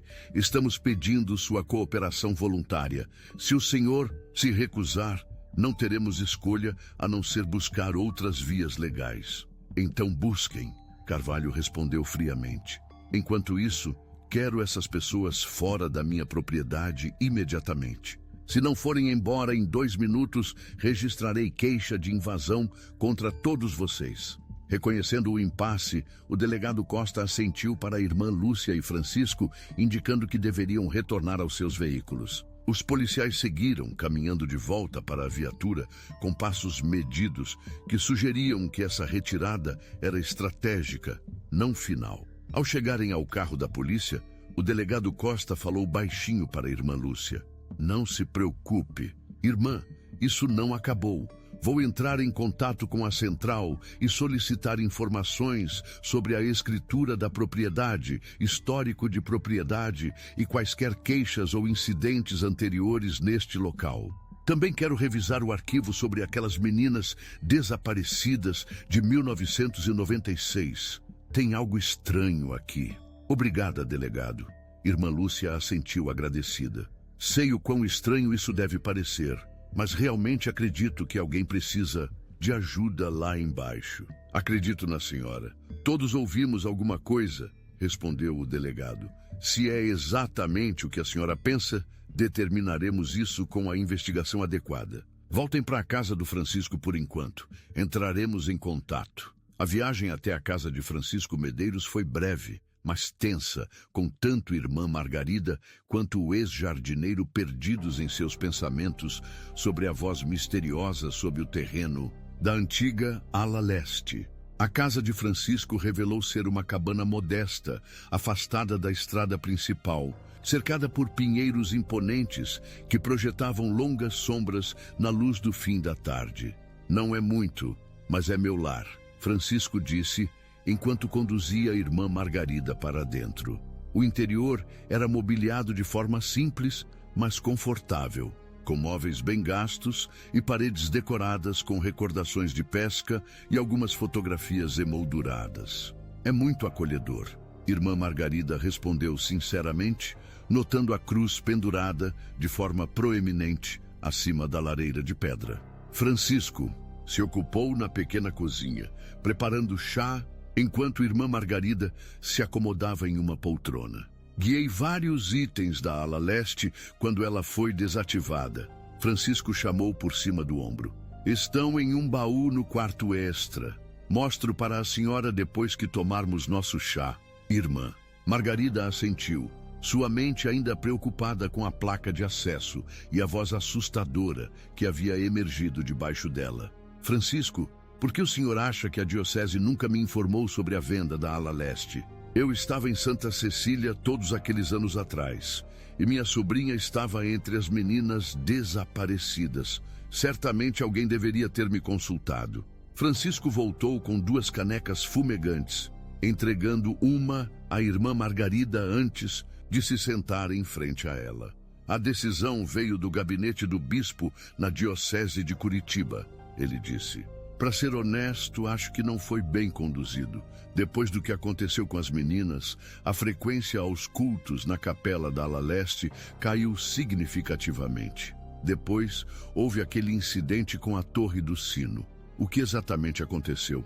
Irmã Margarida perguntou, bebendo o chá quente agradecida. Falha estrutural, Francisco explicou. A ala leste foi construída na década de 1890 e a manutenção tinha sido mínima. Em uma manhã de domingo, em 1997, a Torre do Sino desenvolveu uma grande rachadura. O sino antigo devia pesar uns 130 quilos, desabou, quase matando o pobre Tomás Ribeiro, que estava cuidando do jardim enquanto eu estava imobilizado com uma perna quebrada. Alguém se machucou? Pela graça de Deus, não. Mas foi a gota d'água para a diocese.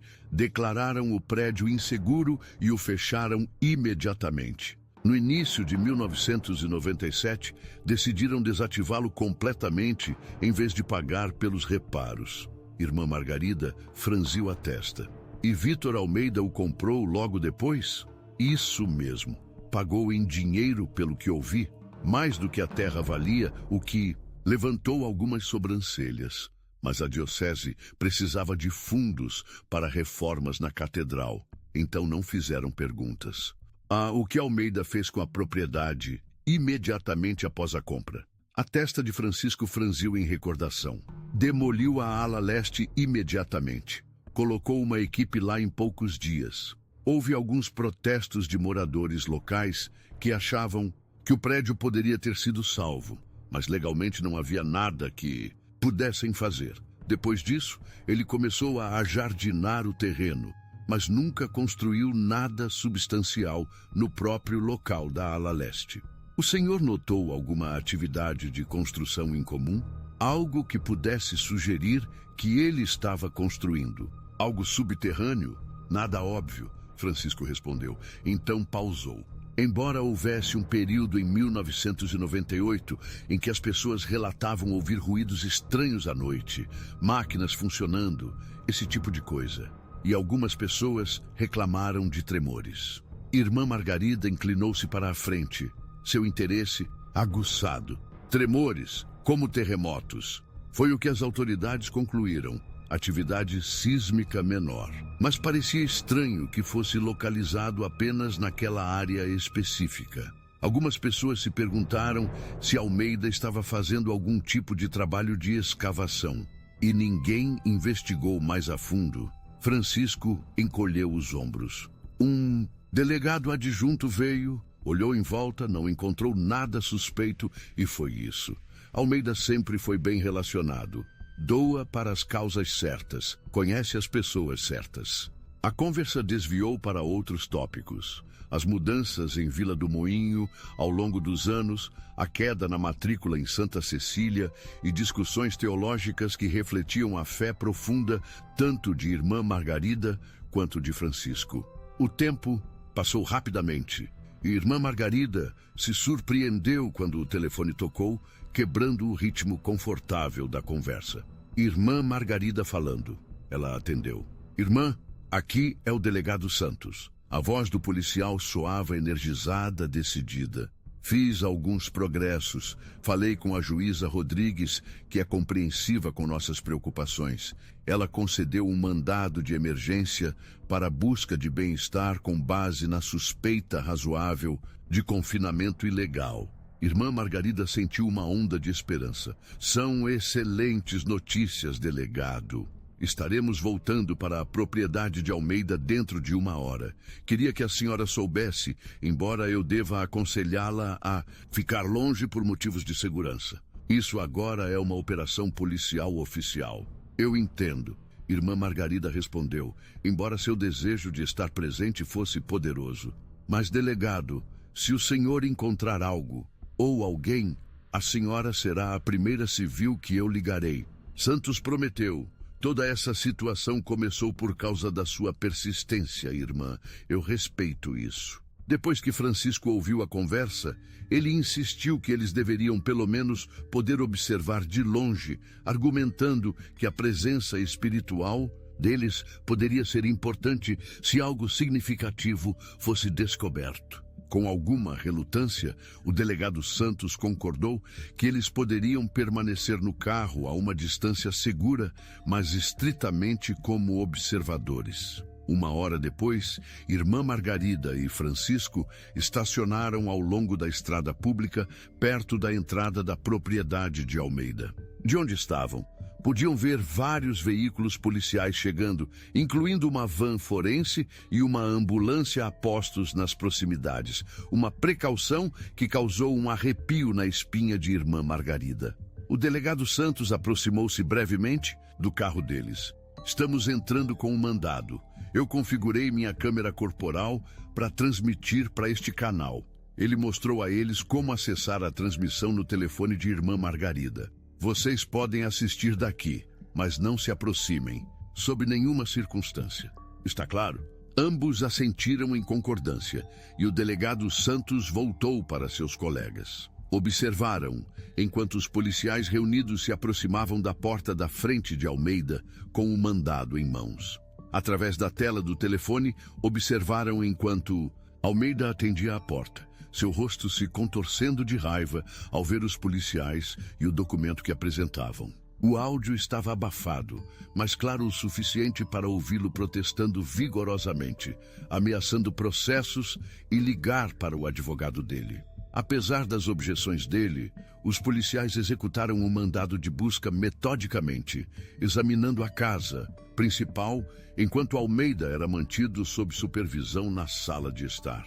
Após aproximadamente 45 minutos, o delegado Santos informou pela câmera corporal que a casa e o porão convencional não revelaram nada suspeito. Passando agora para o terreno e construções externas, Santos narrou, para o benefício daqueles que monitoravam a transmissão.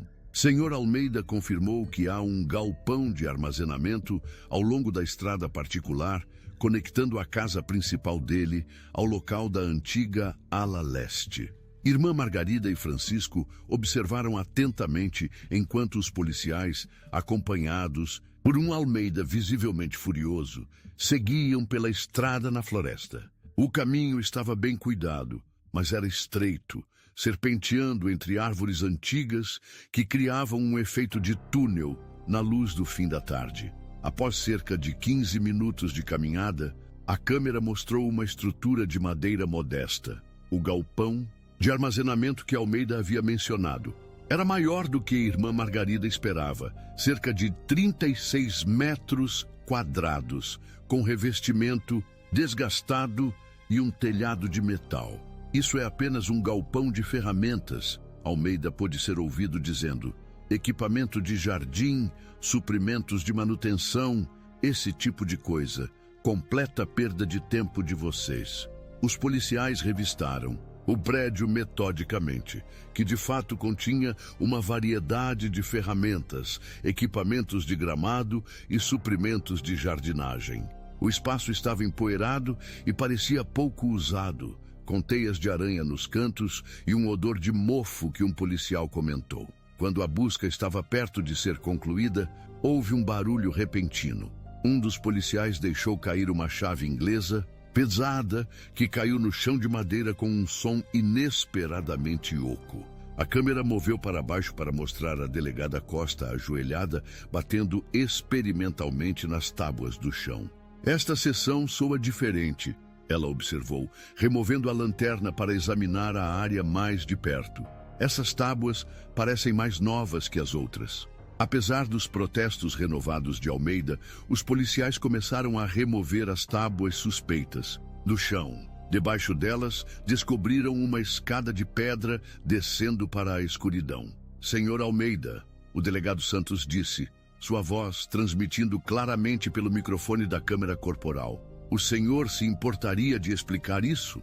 O rosto de Almeida ficou pálido, sua arrogância anterior substituída por um silêncio tenso. Quando ele se recusou a comentar, Santos instruiu vários policiais a permanecerem com ele, enquanto ele e a delegada Costa preparavam-se para descer a escada. Mudando para luzes táticas, Santos narrou enquanto ativava uma lanterna potente. Estamos procedendo para a passagem subterrânea. A câmera mostrou uma escada de pedra estreita que parecia ter sido esculpida diretamente na rocha. Os degraus estavam desgastados no centro, sugerindo uso regular ao longo de anos. No fundo da escada, uma pesada porta de madeira bloqueava o avanço. Trancada, informou Costa, examinando o mecanismo de ferro de aparência antiga. Senhor Almeida, precisamos da chave desta porta. Santos chamou para cima. De cima, a voz de Almeida chamou para baixo, ainda desafiador. Não sei nada sobre... Não porta nenhuma. Isso deve ter estado aqui quando comprei a propriedade. Os policiais trocaram olhares céticos e Santos instruiu os colegas a procurar por uma chave. Um deles percebeu um pequeno oco na parede ao lado da escada, parcialmente escondido pela sombra. Dentro havia uma chave de ferro, esverdeada pela idade, mas aparentemente funcional. Encontrei uma chave, o policial informou, entregando-a a Santos. O delegado inseriu a chave na fechadura, que girou com um alto rangido metálico. A porta abriu para dentro, revelando um túnel escuro além. Estamos entrando no que parece ser um túnel feito pelo homem, Santos narrou, sua voz agora baixa e tensa. Aproximadamente 1,80 metros de altura, 90 centímetros de largura. As paredes são de pedra e terra, sustentadas por vigas de madeira em intervalos regulares, evidência de construção relativamente recente, apesar das tentativas de fazê-lo parecer mais antigo. Os policiais prosseguiram com cautela pelo túnel, que se estendia por o que pareciam ser várias centenas de metros. A passagem curvava-se ligeiramente e irmã Margarida percebeu com um sobressalto que ela devia levar na direção do local da antiga ala leste. Após alguns minutos de caminhada, o túnel alargou-se em uma pequena câmara. A luz da câmera revelou mobiliário rústico, um colchão fino no chão, um balde no canto, uma pequena mesa com restos do que parecia ser comida. E então, das sombras, veio uma voz sussurrada. Ajuda. Tem alguém aí? O delegado Santos direcionou a luz para o som, e a câmera revelou uma mulher frágil deitada no colchão. O rosto estava magro, os olhos fundos, mas alertas. O cabelo castanho estava cortado rente, e ela agarrava o que parecia ser uma cruz de madeira esculpida à mão. Senhora, Santos disse gentilmente, aproximando-se lentamente para não assustá-la. Sou o delegado Santos da polícia de Vila do Moinho. Estamos aqui para ajudá-la. Pode me dizer seu nome? Os lábios rachados da mulher moveram-se, formando palavras com esforço visível. Rebeca Silva. No carro de Francisco, irmã Margarida ofegou, a mão voando para a boca. Lágrimas brotaram em seus olhos, enquanto ela sussurrava. Beca, é a Beca. Francisco colocou uma mão firme no braço dela. Sua própria expressão era de choque e descrença. Pela câmera corporal, eles podiam ver que a pequena câmara era revestida com entalhes, cruzes, anjos, cenas bíblicas, todos aparentemente criados de restos de madeira e pedra. Uma única vela estava na mesa improvisada, há muito tempo apagada. Em uma parede, uma grande cruz havia sido meticulosamente gravada na pedra. Rebeca, o delegado Santos estava dizendo, sua voz profissional, mas gentil. Vamos providenciar atendimento médico para a senhora imediatamente. Pode me dizer se há mais alguém aqui embaixo com a senhora? O olhar da mulher desviou para um canto escuro da câmara, onde a luz da câmera ainda não havia alcançado. Lúcia, ela sussurrou, mas ela foi para Deus agora, há muitos anos. A câmera moveu para revelar o que pareciam ser restos humanos, um esqueleto, deitado em um colchão semelhante, parcialmente coberto com um cobertor esfarrapado. Precisamos da equipe médica aqui embaixo imediatamente, Santos disse em seu rádio, a voz tensa com emoção controlada. E notifiquem a unidade forense de que também temos restos humanos. Incapaz de se conter por mais tempo, irmã Margarida saiu disparada do carro, ignorando os protestos de Francisco. Ela correu em direção ao perímetro policial, onde um policial tentou interceptá-la. Por favor, irmã Margarida implorou. É minha sobrinha que eles encontraram. Sou irmã Margarida Silva. Ela está desaparecida há 27 anos. Preciso vê-la. O policial, reconhecendo o nome da instrução anterior, falou. Em seu rádio, após uma breve consulta, ele acompanhou irmã Margarida através do perímetro, até onde a equipe forense e os paramédicos estavam se preparando para entrar no túnel. Espere aqui, irmã, o policial instruiu. Eles a trarão para fora em breve. O tempo pareceu se esticar enquanto irmã Margarida esperava, alternadamente orando e tentando processar a realidade do que estava acontecendo. Após o que pareceu uma eternidade, a atividade na entrada do galpão aumentou. Policiais emergiram, seguidos por paramédicos, carregando cuidadosamente uma maca. Nela jazia Rebeca Silva, tão magra e frágil que mal fazia um contorno sob o cobertor que a cobria.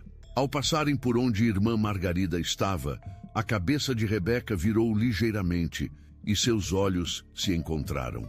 Apesar dos estragos do tempo e do sofrimento, irmã Margarida reconheceu a sobrinha naqueles olhos. Olhos que outrora brilhavam com alegria infantil, agora poços de experiência insondável. Os lábios dela moveram-se, e embora nenhum som tenha saído, irmã Margarida pôde ler as palavras que ela formou. Deus nunca me abandonou. Enquanto os paramédicos a apressavam em direção à ambulância que esperava, outro grupo emergiu do galpão, carregando um saco para corpos.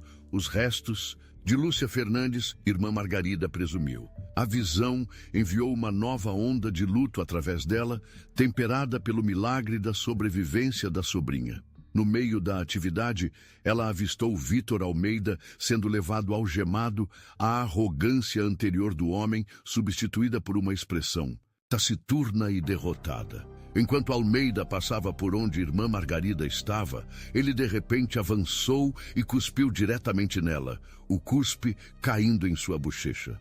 Orgulhosa de si mesma, irmã, Almeida rosnou antes que os policiais o puxassem de volta. Irmã Margarida limpou o rosto calmamente, a voz firme enquanto respondia. Considero uma alegria ter sofrido assim como o meu senhor. Enquanto Almeida era levado, irmã Margarida ouviu fragmentos de conversa entre policiais discutindo o que haviam encontrado. Um mencionou a descoberta de restos esqueléticos adicionais em outra câmara, especulando que poderiam ser os restos de mais das meninas desaparecidas. Francisco apareceu ao lado de irmã Margarida, tendo seguido em um ritmo mais cauteloso. A ambulância está pronta para partir, ele disse gentilmente. Deveríamos segui-los para o hospital.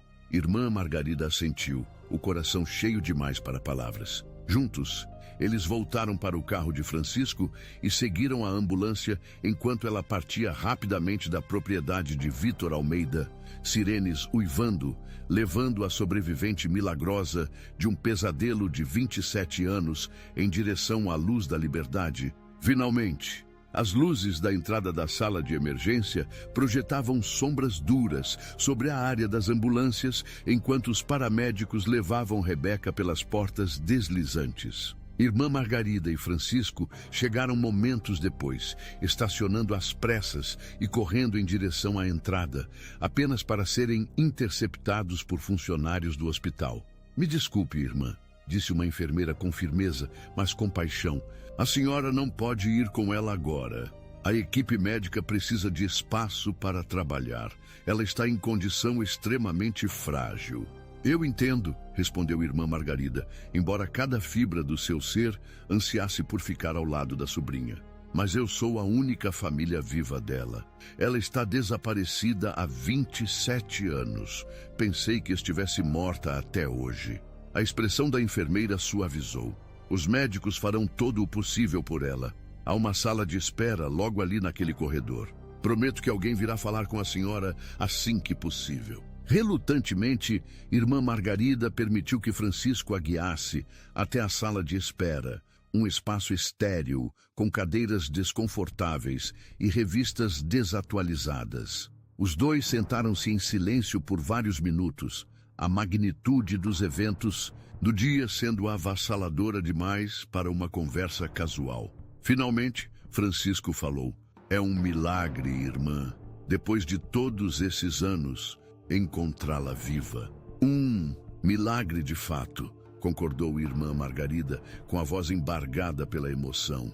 Embora eu tema o que ela deve ter suportado para sobreviver. Ela tinha a fé dela, disse Francisco simplesmente.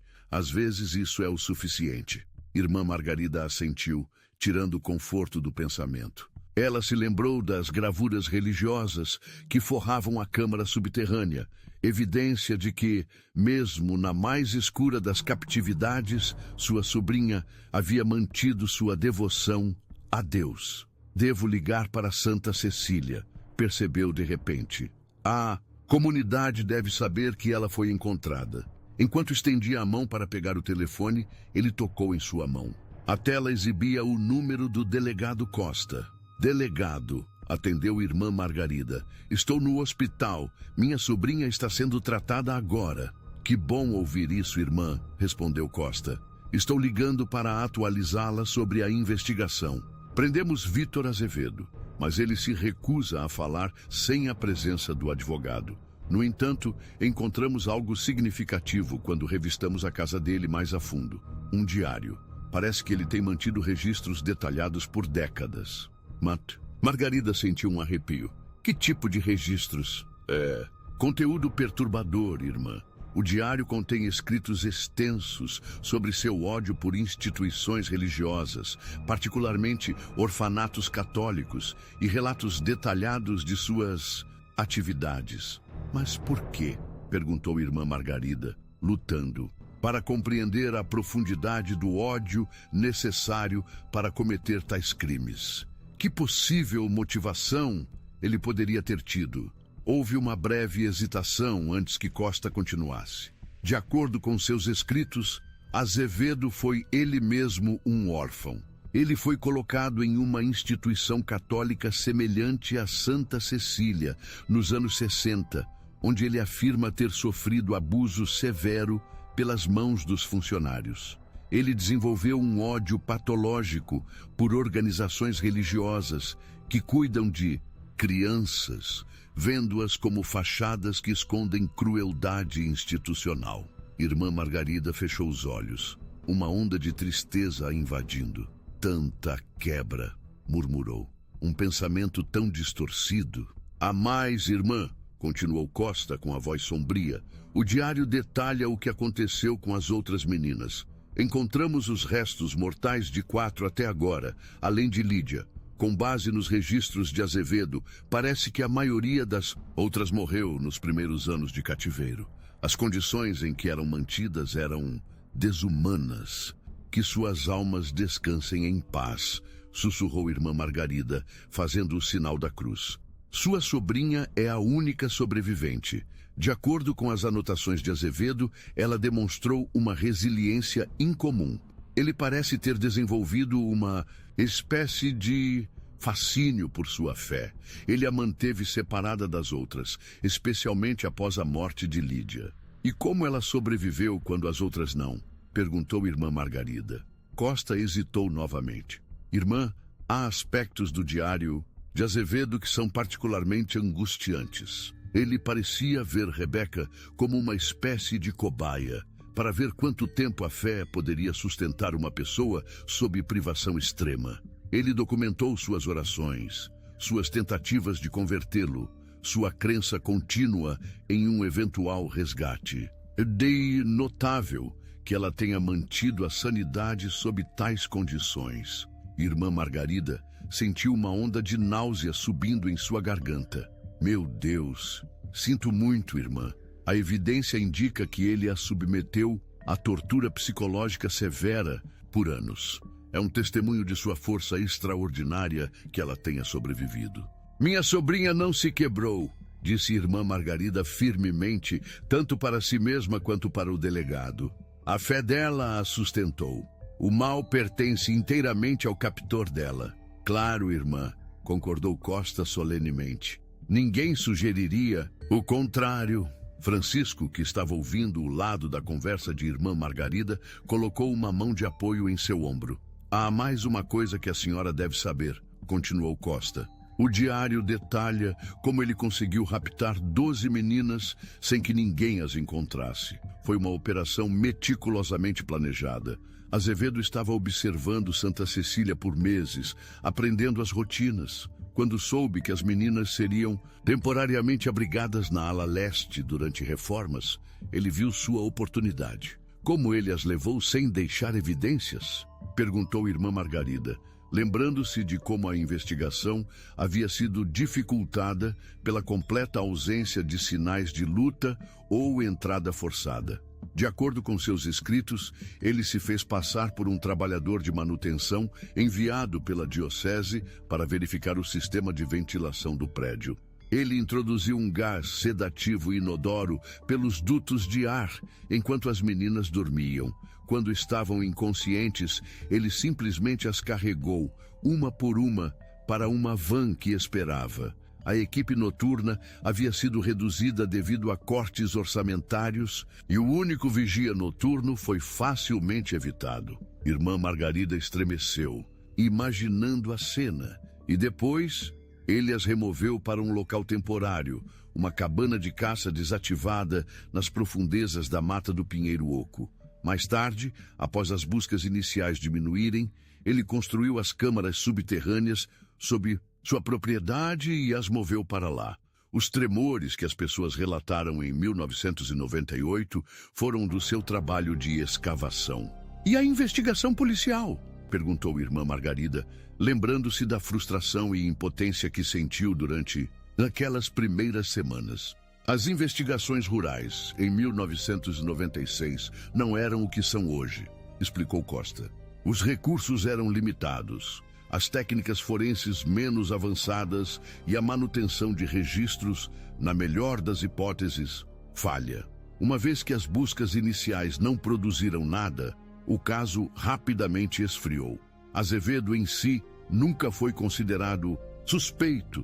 Ele era rico, respeitado na comunidade, não tinha antecedentes criminais. E então ele comprou a ala leste, concluiu irmã Margarida, as peças se encaixando. Exatamente. Após comprar a propriedade, ele a demoliu para garantir que ninguém jamais a revistaria novamente.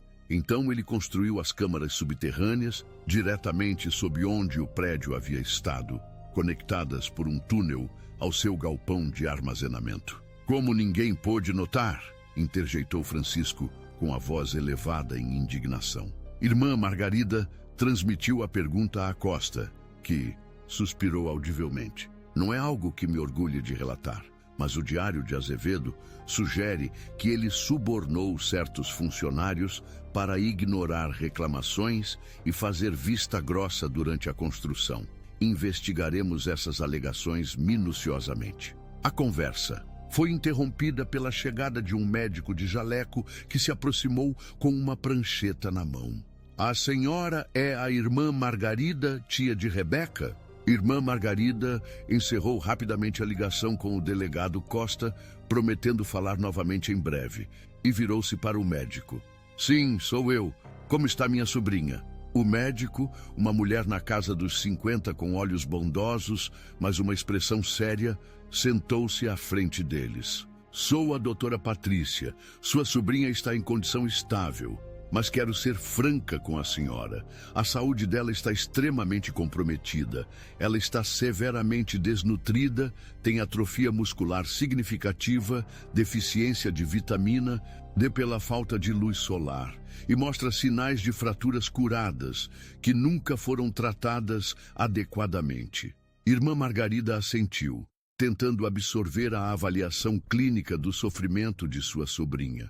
A preocupação mais imediata é reintroduzi-la. Há condições ambientais normais, continuou a doutora Patrícia. Após décadas no subsolo, seu sistema imunológico está severamente comprometido. Precisamos ter cuidado com infecções potenciais e seus olhos ficarão sensíveis aos níveis normais de luz por algum tempo. Quando posso vê-la? Perguntou. Irmã Margarida, com a voz mal audível. Ela está sendo acomodada na UTI agora, respondeu a doutora Patrícia. Precisamos ser extremamente cautelosos com visitantes. Qualquer pessoa que entrar deve usar equipamento de proteção, máscara, avental, luvas, para minimizar o risco de introduzir patógenos. Mesmo com essas precauções, só posso permitir visitas muito breves inicialmente. Eu entendo, disse irmã Margarida, embora a perspectiva de mais atraso fosse angustiante. Esperei 27 anos. Posso esperar mais algumas horas para garantir a segurança dela. A doutora Patrícia sorriu gentilmente. Ela perguntou pela senhora, sabe? Uma das primeiras coisas que disse foi o nome da tia. Ela sabia que a senhora a encontraria. Eventualmente. Lágrimas brotaram nos olhos de irmã Margarida com essa revelação. Ela nunca perdeu a fé. Aparentemente não, concordou a doutora Patrícia. Os paramédicos relataram que ela estava segurando um crucifixo feito do que pareciam ser restos de madeira e fios de roupa. Ela se recusou a deixá-los tirar, mesmo durante o tratamento. Isso soa como a Beca, disse irmã Margarida, um sorriso triste cruzando seu rosto. A fé dela sempre foi mais forte que a minha, mesmo quando ela era criança. A senhora poderá vê-la em cerca de 1 hora, prometeu a doutora Patrícia, levantando-se. Uma enfermeira virá buscá-la quando ela estiver pronta para visitas. Quando a médica partiu, irmã Margarida virou-se para Francisco. Você se importaria se eu passasse algum tempo na capela? Preciso rezar. Claro, respondeu Francisco. Esperarei aqui caso haja alguma notícia. Irmã Margarida seguiu para a pequena capela do hospital, um espaço modesto projetado para acomodar várias crenças. Encontrando-a vazia, ajoelhou-se diante do altar simples e curvou a cabeça. Obrigado, Senhor, por este milagre, sussurrou sua voz tremendo de emoção. Obrigado por preservar minha sobrinha através de seu sofrimento. Obrigado por me guiar até ela depois de todos esses anos. Ela continuou em oração silenciosa por algum tempo, lutando com as emoções complexas que surgiam dentro dela. Alegria pela descoberta de Rebeca, pesar por seu sofrimento, raiva de seu captor e perguntas persistentes sobre por que Deus permitiu que tal mal persistisse por tanto tempo. Eventualmente, uma sensação de paz se instalou sobre ela. Os mistérios dos caminhos de Deus permaneciam, mas irmã Margarida se viu aceitando que algumas perguntas talvez nunca tivessem respostas satisfatórias nesta vida. O que importava agora era que sua sobrinha havia sido encontrada e, de alguma forma, através de uma escuridão inimaginável, sua fé havia perdurado. Quando retornou à sala de espera, Francisco estava falando com uma enfermeira que viera escoltar irmã Margarida até a UTI. Após vestir o equipamento de proteção necessário, ela seguiu a enfermeira por uma série de portas até um quarto privativo onde sua sobrinha jazia, cercada por equipamentos médicos. A figura na cama mal se assemelhava à menina vibrante que desaparecera 27 anos antes. O rosto de Rebeca estava magro, sua pele pálida por décadas sem luz solar. No entanto, Quando seus olhos se abriram e encontraram os de Irmã Margarida reconheceu imediatamente a luz interior que sempre definira sua sobrinha. Um brilho espiritual que nem mesmo a mais escura das captividades havia conseguido extinguir. Tia Margarida, sussurrou, sua voz fraca, mas clara. A senhora me encontrou. Beca, respondeu Irmã Margarida, lágrimas escorrendo sob sua máscara protetora, enquanto pegava gentilmente a mão frágil da sobrinha com a sua enluvada. Eu nunca parei de procurar, nunca parei de rezar. Um fantasma de sorriso tocou os lábios rachados de Rebeca. Eu sabia que não pararia. Eu disse para a Lídia, Deus enviaria a senhora para nós um dia. Sinto muito que tenha demorado tanto, disse Irmã Margarida, com a voz embargada. Rebeca balançou a cabeça ligeiramente. O tempo de Deus, perfeito, sempre perfeito. A enfermeira tocou o ombro de Irmã Margarida, indicando que sua visita precisava terminar. Ela assentiu em compreensão. Estarei bem aqui fora, prometeu a sobrinha. Não sairei do hospital. Temos tanto para conversar quando você estiver mais forte. Me diga uma coisa, sussurrou Rebeca, enquanto Irmã Margarida se preparava para sair. Santa Cecília ainda está lá? Ainda há crianças encontrando refúgio? Irmã Margarida sorriu sob a máscara. Sim, Beca, o lar ainda existe. Crianças ainda encontram amor e cuidado dentro de suas paredes. Bom, murmurou Rebeca, seus olhos se fechando. Então valeu a pena. Ao sair do quarto, Irmã Margarida sentiu um profundo senso de admiração pela primeira preocupação de sua sobrinha ser por outras crianças órfãs, em vez de si mesma. Apesar de tudo o que havia suportado, suas prioridades permaneceram firmemente alinhadas com a compaixão que a definira mesmo quando criança. Era um testemunho de uma fé que transcendia as circunstâncias. Uma fé que a sustentara por 27 anos de escuridão e agora guiaria seu retorno à luz.